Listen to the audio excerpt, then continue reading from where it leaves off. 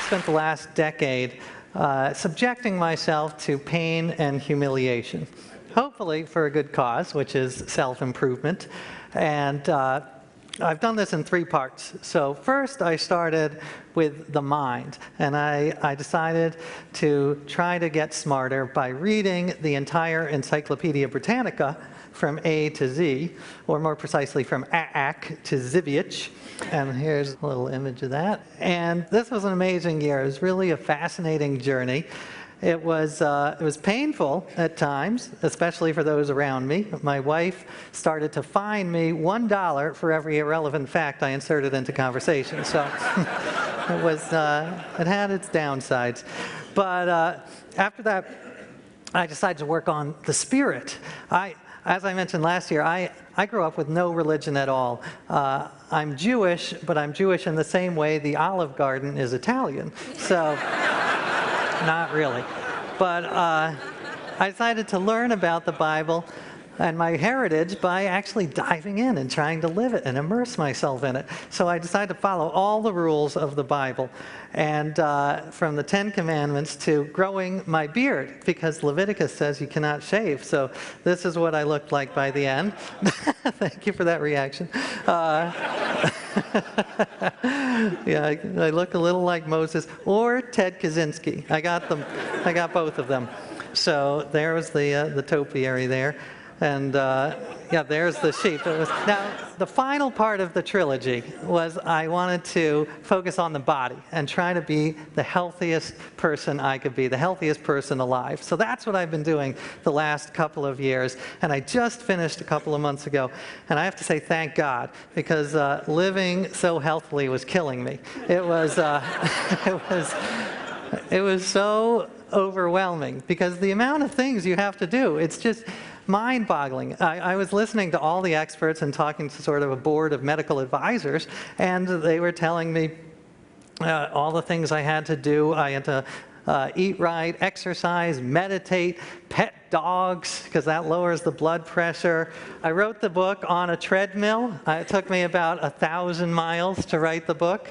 I had to put on sunscreen. This was no small feat, because if you listen to dermatologists, they say that you should have a shot glass full of sunscreen, and you have to reapply it every 2 to 4 hours. So I think half of my book advance went into sunscreen. I was like a glazed donut for most of the year.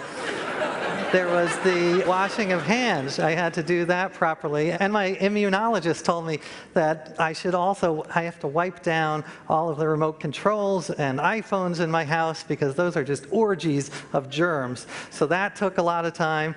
I also tried to be the safest person I could be, because that's a part of health.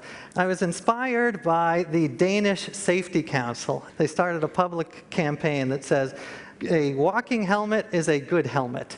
So they believe you should not just wear helmets for biking, but also for walking around. And you can see there they're shopping with their helmets. So yeah, I tried that. Now it's a little extreme, I admit, but if you think about this, this is actually, the Freakonomics authors wrote about this, that more people die on a per mile basis from drunk walking than from drunk driving. So something to think about tonight if you've had a couple.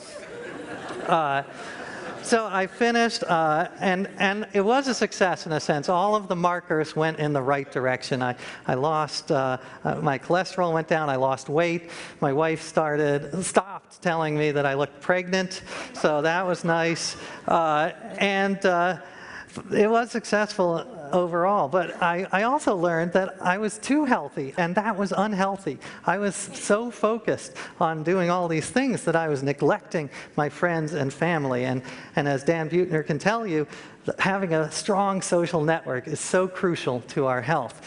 So I finished, and I kind of went overboard on the week after the project was over. I went to the dark side, and I just indulged myself. It was like something out of Caligula, but without the sex part, because I have 3 young kids, so that wasn't happening. But the overeating and the overdrinking, definitely. I finally have stabilized. So now I'm back to adopting many of, not all, I don't wear a helmet anymore, but a lot of the, dozens of the healthy behaviors that I adopted during my year. It was really a life-changing project. And I, of course, don't have time to go into all of them. Let me just tell you two really quickly. The first is, and this was surprising to me, I didn't expect this to come out, but I live a much quieter life now.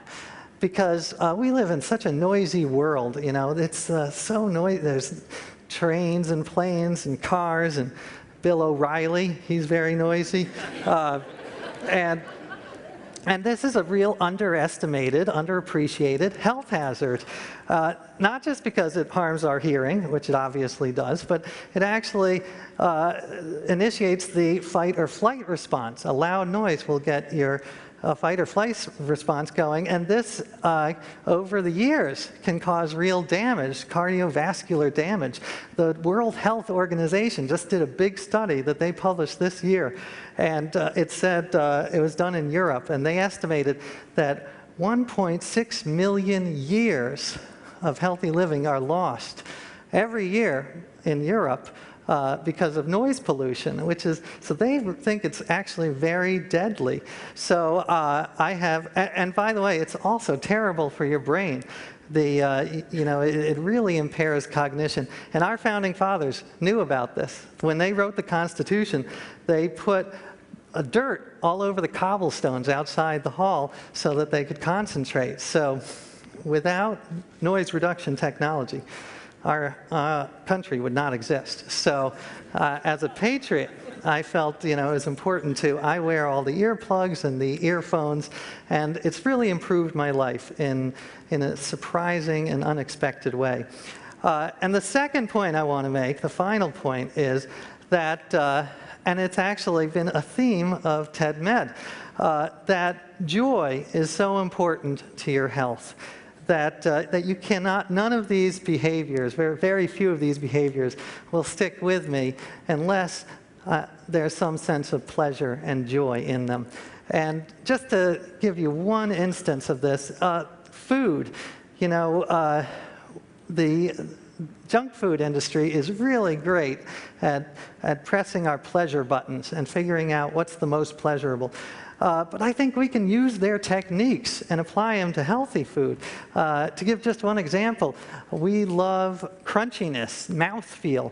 So I've tried to incorporate crunchiness into a lot of my recipes, throw in some sunflower seeds, and you can almost trick yourself into thinking you're eating Doritos.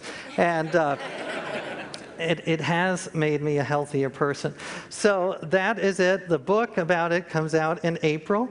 It's called Drop Dead Healthy, and I hope that I don't get sick during the book tour. That's my greatest hope. So thank you very much.